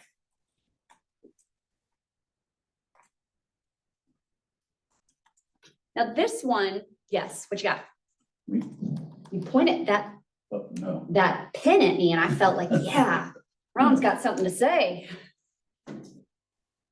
What else? So here's one. What about when an issue pops up? Presenting a solution or Yes. the possible solutions. Give solutions, right? So sometimes you need a little time to think about it. So this says to immediately inform the other party of any issues. But do you ever notice sometimes things work themselves out? Right? Like if you got a hot client and they're just like ready to like jump off a bridge and they're angry and all the things. And you're like, hey, I hear you. I'm in the middle of something, or let me digest this and come up with some solutions. I'll call you back. And by the time you've called them back, they've de-escalated and they've calmed down a little bit. Right? So you have to have a little bit of emotional IQ to be able to read that situation. Here's one. The night before I was closing on a property, we found out that the title company required an actual document, not a copy of a document. And the copy of the document just happened to be a marital waiver. and the soon-to-be ex-husband was overseas. Like there was no figuring that out night before closing, and that could hold up closing, but I had a great relationship with my title company. And so we worked it out, we found the solution. And the listing agent hadn't told me any of this because he was trying to work on it, but had he let me know in the beginning, because we're the ones that fixed it. Not the listing agent, the buyer agent, excuse me. The buyer agent was trying to figure this out on their own for a week. But had he incorporated me, we would have gotten it handled quicker. All right, so letting the other side know, but also being very mindful that I'm not always gonna just say, oh, hey, this. That's what I was gonna ask, because it's kind of a fine line. It is a You- fine line. You don't wanna, especially when you're in negotiations, there's not so much you wanna say. But at the same time, you have to be, Like, give me a heads up, right? Yeah. Like in that case, that particular case, you had exhausted all your resources. But had you come to me in the beginning and said, hey, we've got a snag, then I could help find that solution, right? There are some things where I can think of a million examples, but yet right now I can't think of one. Where time healed the emotions and we were able to get somewhere, right? Like, I just keep thinking of Jordan's issue with the inspection and then breaking the septic, and then the people are upset and everybody's upset, but we actually just worked the problem and figured out, we're just gonna fix this one thing. We don't need to fix the whole system. The system works, right? But had I just gone straight to the listing or buyer agent and said, hey, we're not willing to do this, he wants out, blah, blah, blah, the whole deal would have exploded. So good communication, but also being able to read the situation and come to the table with solutions, not just problems. And ignoring it doesn't ever work. It doesn't just go away. But I don't have like a great one size fits all answer for that. It's case by case. And we all want to look good and be right, but ask for help. Hey, we're in this situation. This thing is happening. We've already tried X, Y, and Z. And I really want to keep this deal together. And I know you do too. So help me work through this problem. What am I not seeing? I've got a good relationship with my co-op agent. I can have that dialogue, right? Susan wants a one size fits all answer. There isn't one. no, I'm thinking about a situation. Tell us about it. Well, I don't want to take up a lot of time. It's just. Oh, we're cooking through this. I have a property for Dr. Mahata to see. He's gonna see it tonight. I sent it to him yesterday. It's brand new on the market. There was more fish in the sea. It's a really good deal, and it's more like, it's in Ozark. So it's a higher end, it's higher than what we were Then looking at. Springfield, yeah. And it's, I think it's a really good deal. Again, I think that it's gonna be gone in a couple of days. But that's what I thought when I first saw it last night, because it's priced at 134 square foot right now. Mhm. 238 for 1,767 square feet, and it's all been updated. They're leaving the washer and dryer, which is brand new. I mean, it's just a whole thing where it's a really good deal. And the first thing that he wanted to do last night was say, well, it's in 2016, it sold for 125,000. Because he's looking at the history on Zillow. It sold for 125,000. I'm like, okay, a lot of things have happened since 2016, and we have to look at what it is today. Guys, And what is that, 9 years? A lifetime. we went through COVID. It's almost. I mean, that's 10 just years not now. even. I mean, count up, we're talking a 40% home valuation, home increase in This that one, time. this one easily? has increased by 90 some percent. And so I ran the comps on it. There were only 4 comps that have sold in the last year that are close to this house. There might be room to negotiate because it's got a carport, not a 2-car garage, but it is comped correctly. It's comped actually $600 below what my comp ran as. Because I looked at year it was built, size, every bedrooms, bathrooms, everything. And so I'm like, yeah, we could probably offer less because it doesn't have a 2-car garage. It's got a carport. So we have to, think about what's happened before, So he wants to see it tonight. He wants to write an offer tonight if he likes it as much as he thinks he does from seeing it online. And I'm gonna have to tell him when I get there, because I talked to the listing agent. It went on the market late yesterday afternoon. She already has 3 showings today. It will be gone Yep, you got it Because- right, full price. It's the lowest 3-bedroom, 2-bath. I mean, I looked at all the ones that are that are active right now. It's the lowest one. So if somebody's looking for, and it's got a nice big yard, it's got a she shed in the back that's beautiful. It's just really super nice property. And, you know, I've gone through the whole thing, the numbers and everything, what he would get cash on cash, ROI, but also his cash flow. And even if he offered full price, he has to go up. Okay, so this is what I have to prepare myself for this afternoon. You have to offer more money. I told him that last night. You can't do 50-50 and get a 5% cash on cash ROI. It's not gonna happen. You have to add, if you do 80% down payment, then you're going to get closer to that 5%. And I figured it out on a full price offer. He's still gonna be there and he's gonna have a good cash flow. But that's what I have to tell him tonight and just say, I will offer, this is my dialogue tonight, or my end of it. I will offer what you want to offer. We have to take into consideration that this is new on the market. There's a lot of activity on it. If you really want this property, I suggest that you do a full price offer on this. And we still may not get it. Right. That's a tough pill to swallow, but it's true. Because now we don't want to paint her in a corner where he offers full price and still loses it, because then it's her fault, right? And I have to add that, and we still may not get it And we because still may not, because somebody else might. somebody might, it's who's willing to pay what for it, right? So we got to figure out what's your threshold here. Right. If it, you know, And if you, if you don't want to offer full price for it, then there's other houses we can look at. Yeah.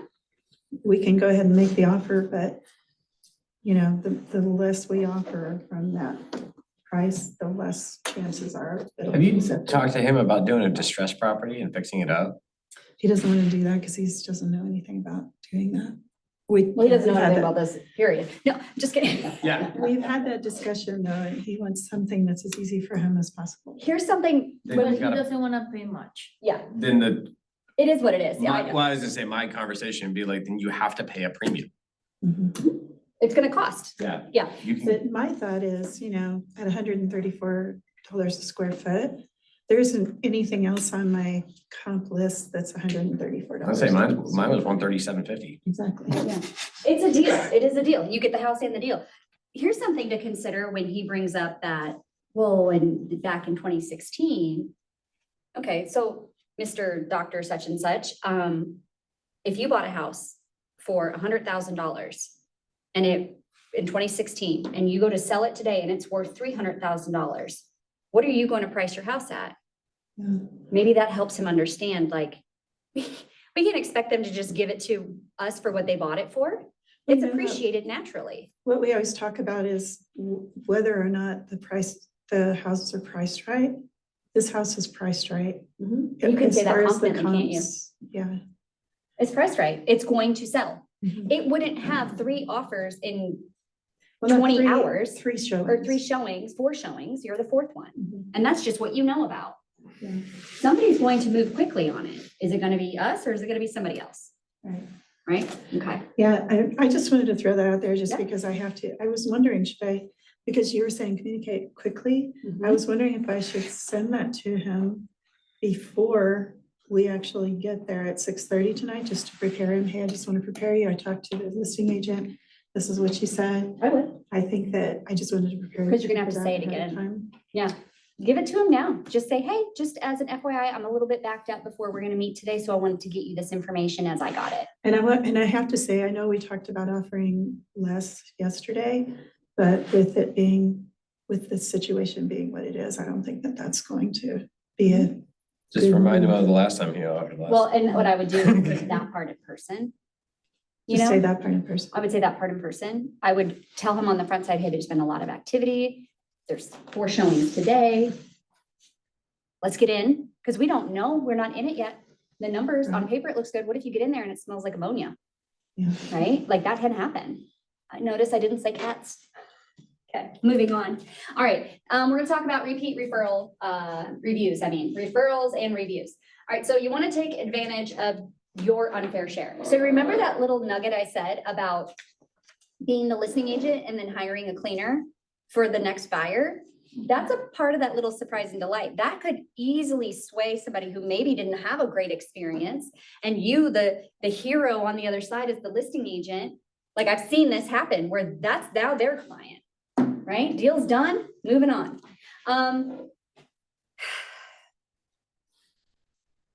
Getting repeat business is crucial to your business. You understand that? That's why we say the database is because every transaction that goes in should result in another, meaning a referral or a review that gives you business or that they transact again, right? That's the idea of post-game follow-up. That's the idea of having a past client campaign. Is because we need repeat business, referral business, and client reviews. Are we asking for them? I hope so. You need to develop a system around asking for them. Did anybody follow up on my advice to look up my kicks and the promise? Put it on your homework. By the way, Ron, who is excused, Susan's the only one that did her homework. You have until tomorrow. Offer. Write an offer. Okay. In all fairness, I already had it done. I know, but you had just done it, so it was fresh off the presses. All right, so Camila, when do you ask for referrals? Always. Always, at every conversation. Hey, while I got you, do you know of anybody else that's looking to make a move this year? Okay, cool. Make it part of your dialogue, right? If you're having a bad transaction, it's not going to feel good to ask that. But if you're on the good with them because you've been communicating through the process, it makes it simple. All right. So every conversation, every point in that transaction where things could go one way or another, right? And certainly at the closing table if you haven't gotten one already. Now, if I go in and I'm asking for a referral and a review, and I wait until the very end, it feels like I'm kind of asking a lot, right? But what if I ask for reviews along the way? So before we even close, I get a review. So then it's not a big deal for me to ask for a referral later, right?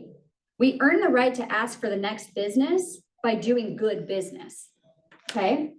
So I want you to think about that is how many times can you ask them and how easy can you make it for them to give you a referral or to give you a review? Now, I've already suggested that you get reviews on your Facebook and on Google, because those are the top ones, or even Zillow. I'm not sure how that one works anymore, but making it easy, like, hey, here's a link, right? That's what's really important. You need these reviews, these referrals. We have talked about why this is so important, all right? Jackson, will you read me this script right here? Oh, on page 9, right under at the close. My business relies on referrals. If you know of anyone that is looking to buy or sell, I'd be so grateful if you would let me know. I would appreciate the opportunity to help your friends and family members buy or sell their homes. I intend to build a relationship of trust between us so that when you think of real estate, you think of me. If you wouldn't mind, please tag me on social media anytime one of your friend posts about needing a real estate agent. And the last one. I'm going to offer you an amazing service for you to refer me to your friends and family. If you don't, I'm going to feel I did something wrong and would need to talk to you about it and do better. Does any of that seem outrageous for you to say? I don't love that last one. What? Why? I don't know, just doesn't feel like something I'd say. How could you make it something you'd say? Say it's one of the other ones. Any one of the other ones, right? Any of these work and all of these work, right? On the beginning, I could say, hey, Susan, my business relies on referrals. If you know anyone that's looking to buy or sell, I'd be so grateful if you'd let me know. And then as the transaction goes on, hey, I'd really appreciate any opportunity to help any of your friends or family. One of my favorite lines is at the end of the transaction is, Ron, I really enjoyed our time together. Like I really did. And I really enjoy working with people like you. Are there any other yous out there that you know of? No way. No way. He's One of a a Tigger, one and only, right? And I'm saying that because he's a Disney guy and he understood, right? But that's okay. And you can ask those things. So find these and find insert points throughout the entire transaction that you can continue to ask for these things. right? If you've done a good job, Jackson, is it wrong for you to say, hey, could you share that experience?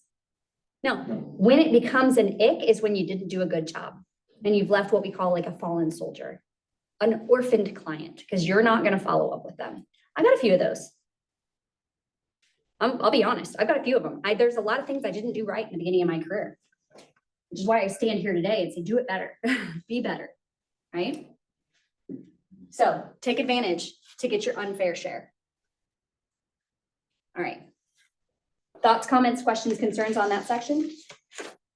My client has already referred me out, but Oh, her friend wants to move into our neighborhood, sweet. but her budget's like 220. What's your neighborhood? Nope. No way, no You're like way. 350 plus. Yeah, she might get a cross battlefield in the ditch neighborhood. That's what they call it.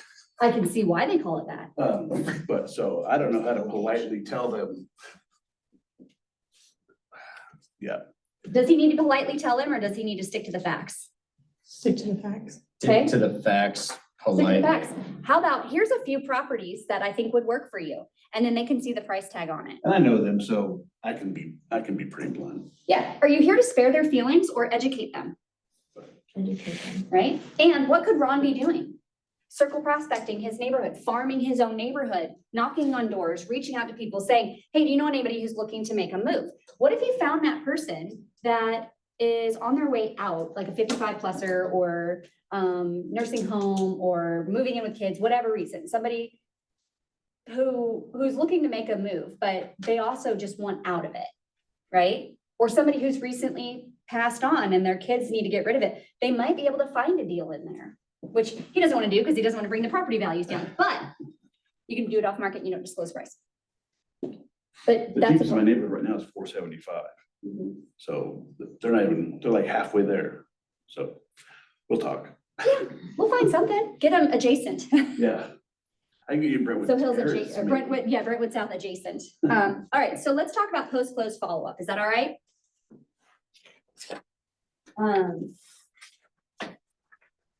Put yourself in the buyer's shoes for a minute.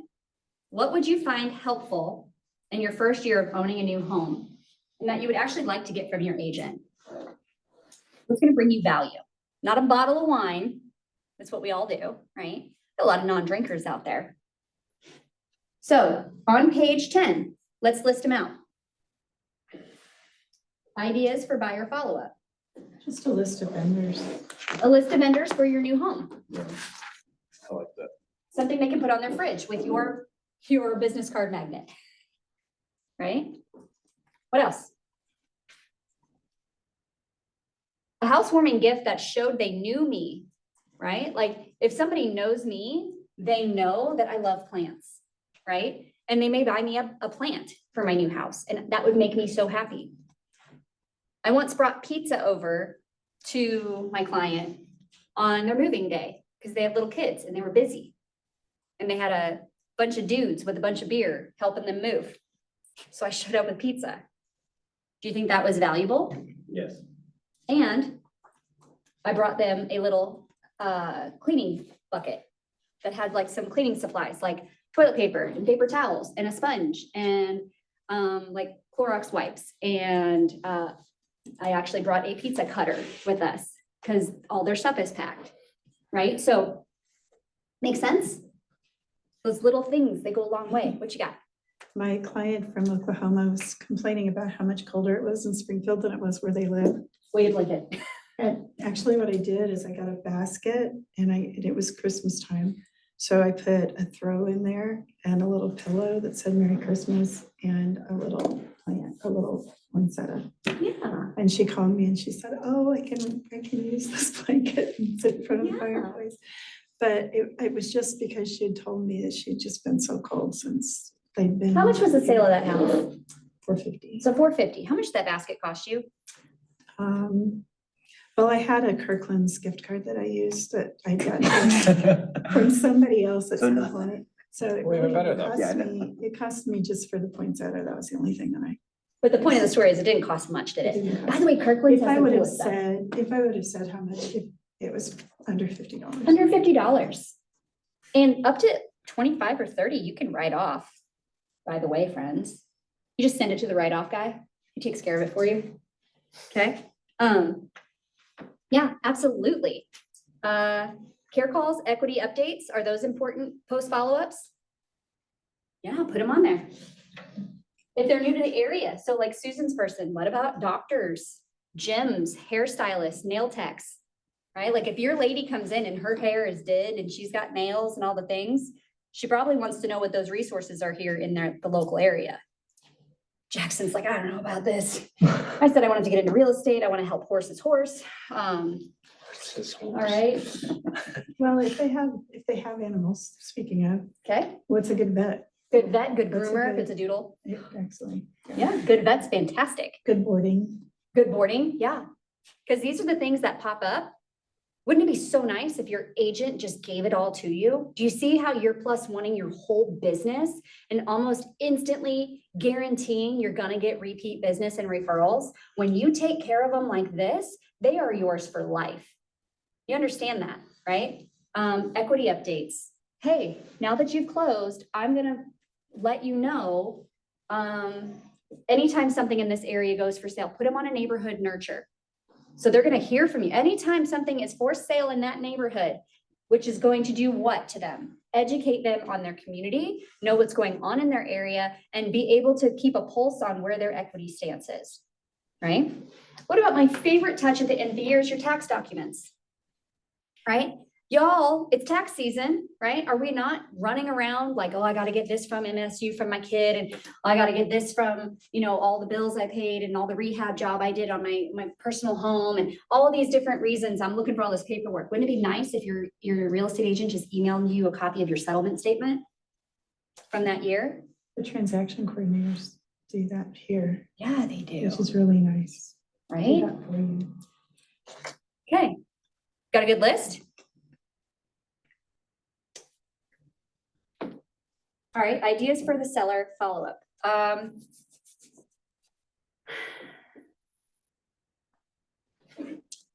For this buyer, 6 or 7 years after they buy, how could your touches be different?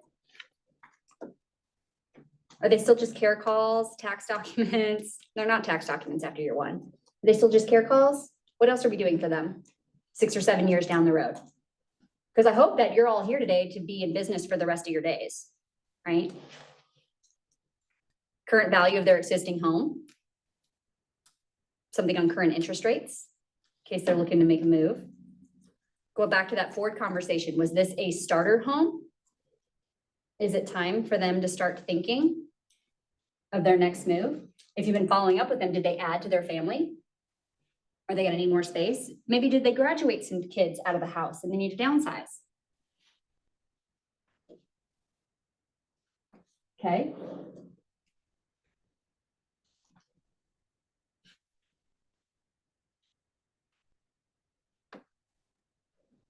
All right, let's go to this ideas for seller follow-up. Closing gift. I want to think about a seller closing gift. What is something that you would give a seller as a closing gift? They're not buying a new house.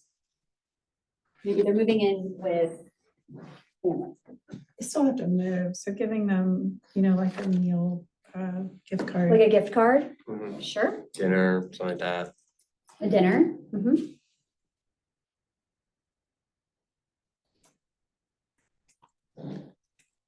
Well, what you said about the showing up with knitting boxes and Knitting things, boxes? but this is after. Yeah, this is after, but I still like that idea. Mhm. Waiting for somebody to do it. Maybe it'll be Ray. There's gonna be Ray's face, a silhouette of his face, and a phoenix flying behind him. Move with me, the leg in the air too, don't forget that. What other things? Sellers leaving the area. They're not here anymore. So, I don't know, maybe reach out to the local Keller office and get them a vendor list for where they're going. Oh, I like that. Right? Find a, Maybe you help them with that referral, absolutely. Should you follow up with your sellers who have left the area? Yeah. Why? probably some friends and family here. They have friends and family here. They may move back. They could move back. There's a million reasons why. I used to have an agent that I worked with that worked primarily with sellers. And he'd be like, I don't want to follow up with them. They don't live here anymore. I got nothing to say to them. They're not going to come to our pie day. And I'm like, oh my gosh, you're missing the mark, dude. That's why you stink. You stink. I'm just kidding. He didn't stink. He was good, but Could have that's been the better. things that, yeah, we all could all be better. Right? All right, so thinking about agent to agent follow-up, you're co-oping agents. Is there a benefit to saying thank you to them or staying in contact with them? Yes, What do you think that is? because if you have like a good relation with them and one transaction, it can make it better in the other ones. Mhm. And it's more between like communications and I guess you get a friend or Well, yeah, right? Like what if you know that this agent works with a lot of high-end homes and your next client's a high-end buyer? You could easily call, say, hey, Susan, remember me? We did that deal. Oh, it was so crazy. Yeah, okay. And I've got this buyer that's looking, and I know you always want to compliment them. I know you really take care of high-end properties, and I'm sure you've got some that are up and coming. Anything that fits the need of my buyer. That's definitely beneficial for you. Having a friend in the business to bounce ideas off of, absolutely. How could it affect you financially? Referrals. Well, yeah, referrals, but think about an agent here over at the Blue Company. Could you help bring them over here and put them in your downline and end up in the profit share program and start building? We don't think about that. It's not recruiting, it's, Eric, let me ask you this. Has your life changed since you've been in real estate at Keller Williams? Yes. Right? I know it has, right? Hey, George. Ron, I know it has, right? If you truly believe that your life has changed because of something here, culture, training, technology, opportunities, whatever it may be, talking to those other agents, like invite them to a sales meeting. Send them a handwritten thank you card with Keller Williams on it, right? Maybe they were lacking in something. Send them an MREA book. Hey, I read through this and I think it's really awesome. And I know you're not at KW, but this may be beneficial to help your business because that's who we are, right? We want your business to do well. We want you to be well-trained because on the other side of that contract is you. I want to work with somebody who is trained like I am, right? Something I'm toying around with is anybody who's in my program is me calling that co-op agent just to check in. Like, hey, how's that going with Eric? He did what? Oh my gosh. That's right. Mama's proud. Make sense? All right.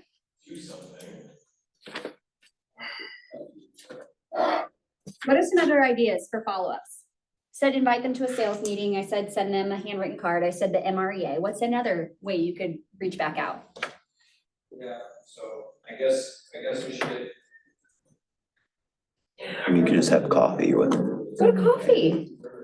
Learn about their business. Ask them about themselves, right? And what you may find out might be surprising one way or another. But everybody can always do better, right?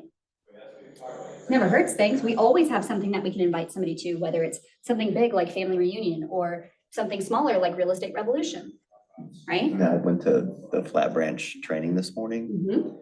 and there's only one other Keller Williams person in there, but most of them were from other agencies. So that was, you could always invite them to something like that as well with you. Yeah, hey, I just went to this awesome training that U Mortgage did. It was tacos and mortgages. It was great, great tacos too. Want to come with me next time? Right? Like, why wouldn't we? Look, you and Ray knew each other before you came here. Like this industry, like we learn from each other. We mastermind together. We don't need to be like, oh, I'm not talking to him. I don't want him to take my business or my really great ideas that I guarantee have been thought of before, right? I had an interesting experience. I asked an agent to take my clients to see a house. And this wasn't my doctor client, this was another client. And she said yes, and she said it was good for the time that we were gonna be there. But then she sent me a note back that said, I know you're a professional and I shouldn't have to tell you this, but please remember to lock all the doors and turn off all the lights and before you leave. you know, and I'm like, oh, I definitely will do that. And she sent me a note back and she said, I really appreciate you saying that because you wouldn't believe the trouble I've had with that. And with agents just leaving things. Why would we, okay, back up first. Why would we be offended by somebody saying, hey, please ensure that you do these things? Right? And number two, finish your sentence. Just that she'd had a lot of trouble with the agents not doing that. And and so she said, I really appreciate you. And she has contacted me since then. And we've developed a good relationship. I don't know what my buyers are gonna do. They left the house, but I just told her, you know, right now they're the ones that I need to get pre-approval for. I have to put everything on hold until they get their pre-approval done. But it was just like, that was really nice that she followed up and thought that, you know, it's such a simple thing to do, to make sure you turn off all the lights. And I've actually had to go back into a house before because I noticed after I got in my car that the garage light was still on. And I didn't want to leave any I've lights driven on. back places hours later. Did I close that garage door? Right? This is a huge problem and I shouldn't have to say it, but I will. If the lights are on, leave them on or ask. If the door's locked, lock it, right? Also, if you're going in the garage, make sure you don't lock that door because that's probably how the sellers get back in the house, right? If you've made a mistake, own it and go try to fix it. I've had agents leave the dang key in the doorknob and leave. And I'm like, how did that even happen? Right? Think about a seller.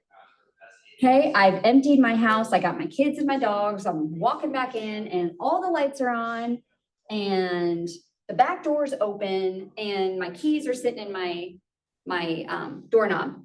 What am I thinking? And who am I taking it out on? The listing agent. And we can't control things, but you have to control this, right? I forgot to lock a back door last weekend and realized several hours later, I contacted the agent and she said I was going back to lock it and he appreciated it. If you screw up, own it, right? People lose keys. They fall in cracks. I had to climb under a deck once to get a key that fell. It was gross under there. I don't like getting in the dirt. Okay, but these are things to think about. If you've done something, don't leave it for the next guy. Handle it. If something's broken while you're there, alert them. Be a good communicator. Don't say that sounds like a problem for somebody else. No, it's your problem. Leave it as you left it, as you arrived to it. Yeah. Is there another comment? No, okay. What do you guys think?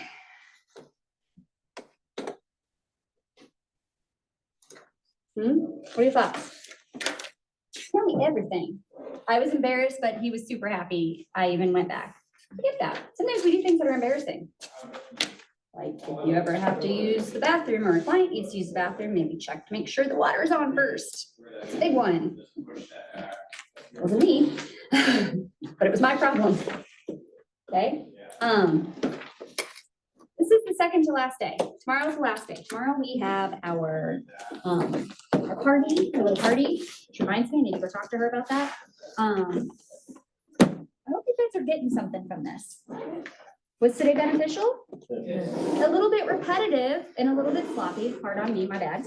But we need repetition. Repetition.